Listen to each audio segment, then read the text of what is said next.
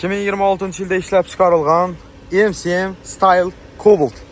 Salon bahasından ham azroq o'tib beramiz. Yaqinlar, bunday narsalar bo'lmagan endi bo'ladi bizda. Mashina mazza bo'lib turibdi. Kraskisi, sarapina, hech nima yo'q. To'g'rimi mashinada? Nega saraqda turibdi, hech nima yo'q dedi ana.